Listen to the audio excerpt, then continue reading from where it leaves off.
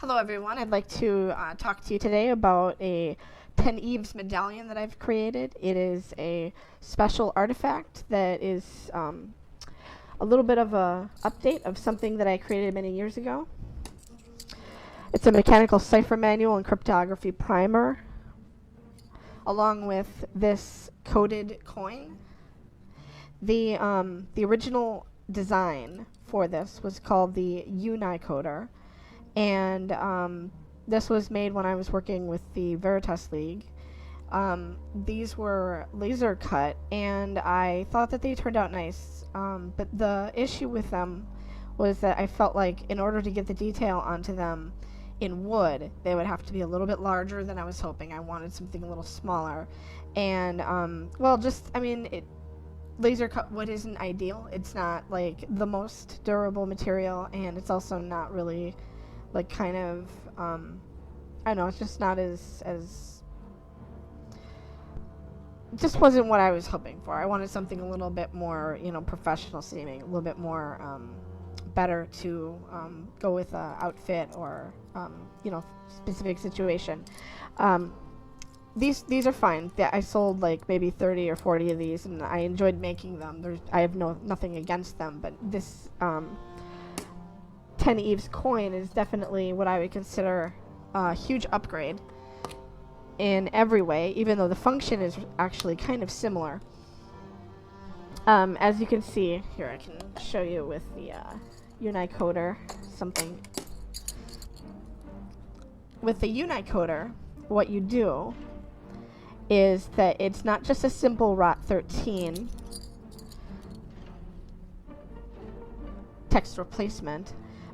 What you do is you line up this line here with this key, and then you hold them together. Let's say you choose this symbol, and then you hold them together, and then you rotate the outer ring, and you're supposed to compare this letter to this letter on the inner circle, and that way you can change your key on the fly every word or every sentence or every passage. And it is a simple substitution, but one of the nice things about this substitution is that it's basically it's a substitution that is called a floating key substitution, which means that by changing the simple substitution every sentence or every word, you're mixing it up so that someone with a large amount of text wouldn't just be able to uncode the entire text. They can, let's say they figured out one word. The issue is that they're then going to have to abandon everything they learned from that one word to then uncode the next word. And if you don't understand what I mean, I can explain that in just a second. But when I'm working with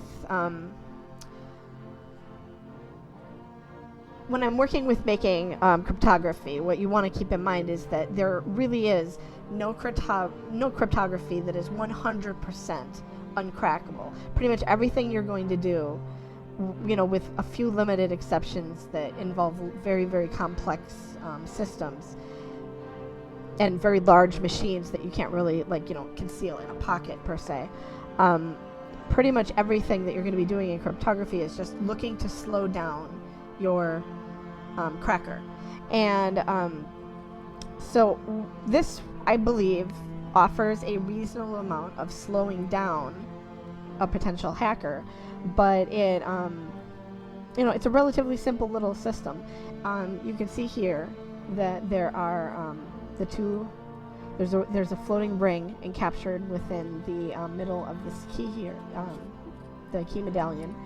And so what you do is you select in this arrow here.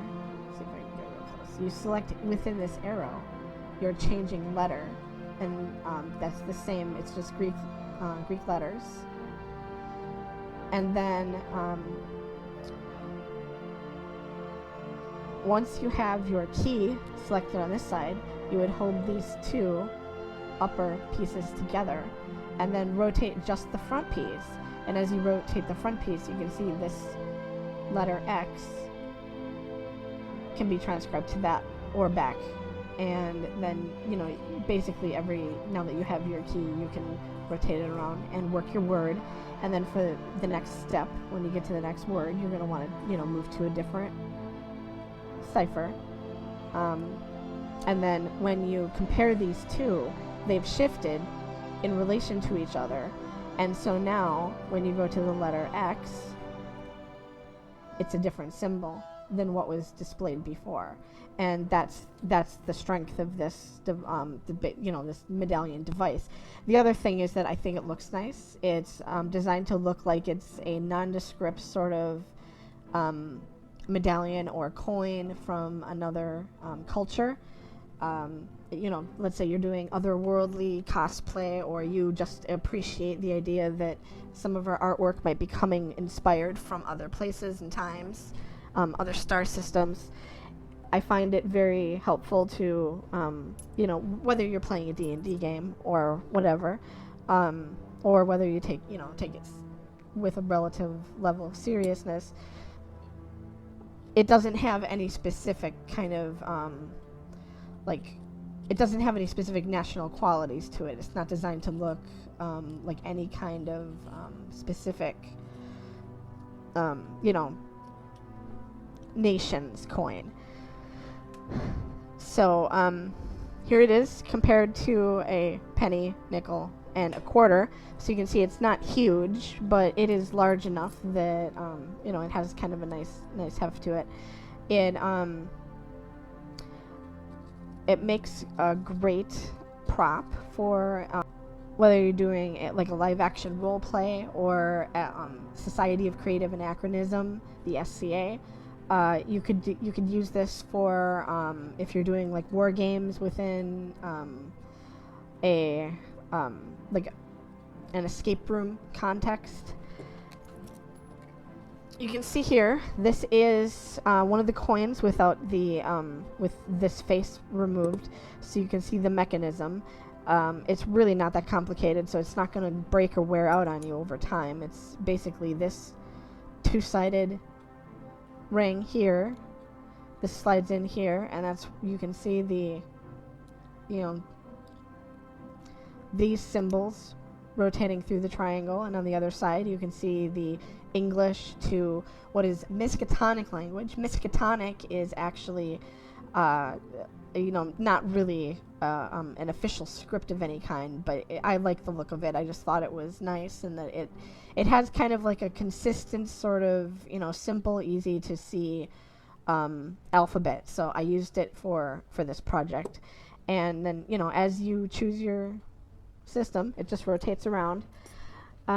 When you get this, if you were to, pick up one of these, you get the real brass one, and I also include a 3D printed plastic one. And this one is so that in case you wanted to give this to your field agent, or keep it for yourself and use it. The other one is available so that you can actually, crack or create codes for the person who has this.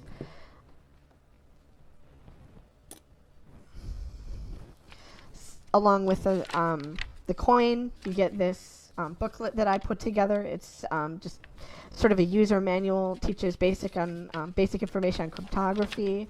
It teaches you classic cryptography, cryptanalysis, cryptographic primitives, cryptosystems, substitution ciphers. This is basically a simple substitution cipher with a floating key, and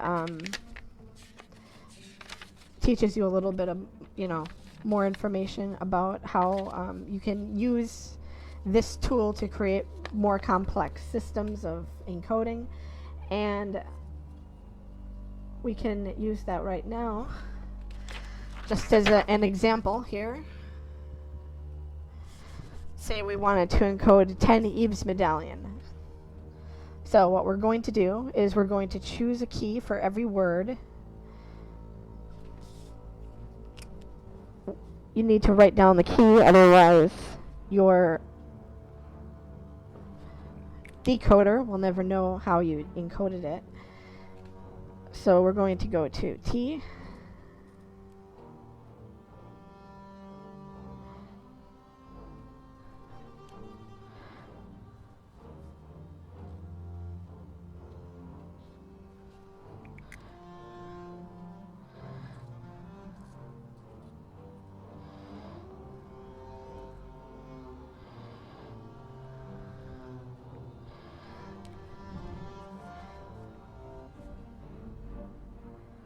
Letter E.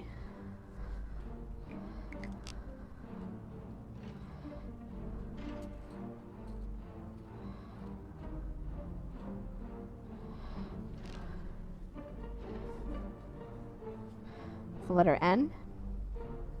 We're going to now move on to the next letter. We have the next key to choose, and I'm going to choose that one.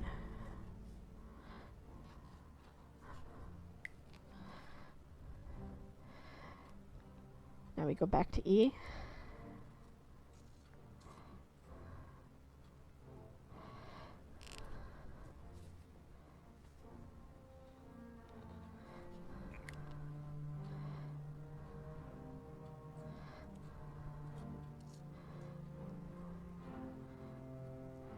Now we have the letter V.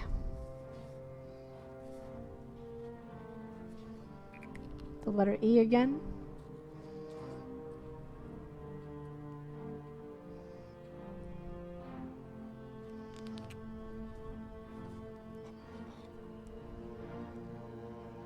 And the letter S. We're now going to move to the next key as we're changing words.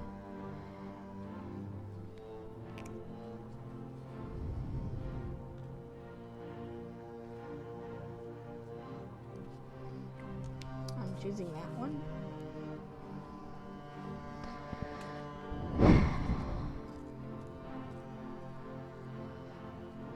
We have the letter M.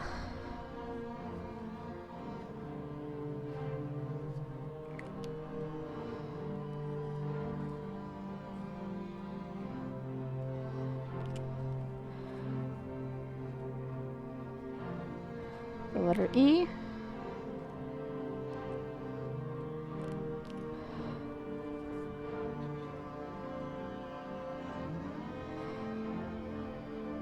The letter D.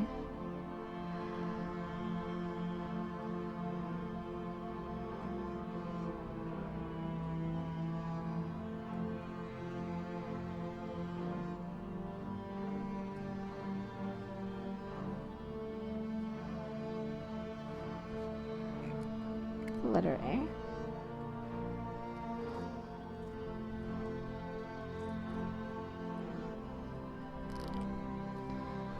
Two letter L's. Double letters are usually a very big giveaway and simple substitution in coding. Then we have the letter I.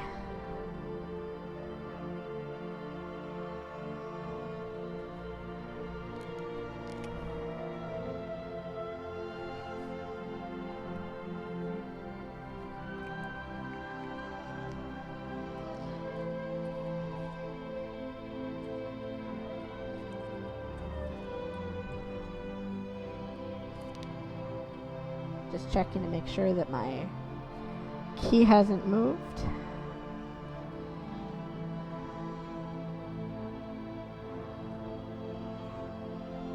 There we go.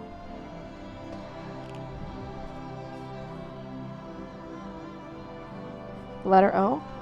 Now what you saw there was that occasionally when you try to line up these letters, you'll notice that the one on the bottom is slightly off. If you have it centered on the O, it might be looking like this, where it's slightly between these two characters. What that usually means is that as you were rotating it, you slightly dislodged your key. So you might want to just occasionally, if you notice that it gets off, check the key and make sure that it's still on the right letter and that it hasn't moved. And then we're going to go to the letter N.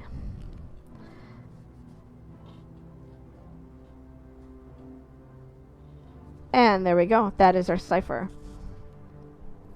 So what we can do is then when we take these designs, you would then rewrite them in such a way that they all flow together as one piece, because you don't want to use spaces in your code that would give away what you're doing.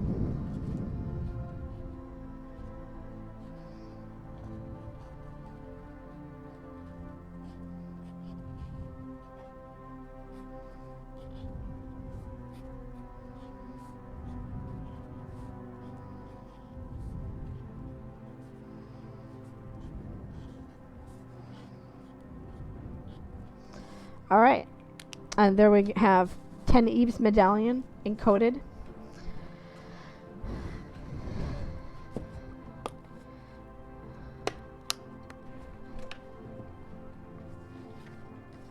And what you'd want to do is, once you've created your code that you want to send to someone, you would then obviously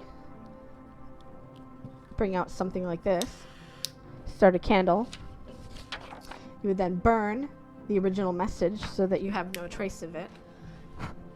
I can't do that here because obviously I don't have any burning indoors is illegal in the building.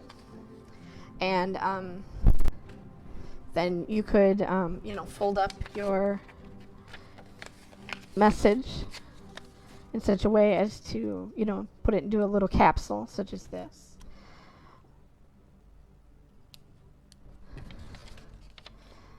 Secret it away. And there we have the Ten Eves Medallion. I don't really have much else to say about it. I think it's a really fun, unique item to carry around, and you can probably find lots of fun uses for it. It's great for if you want to surprise someone. You can create little romantic notes for your loved ones. You can, use it in all sorts of gameplay. It's great for role-playing, tabletop games, LARPs, and, all sorts of, actual real-world situations where you'd want to send a secret message to someone and not have it be easily decoded. Thanks.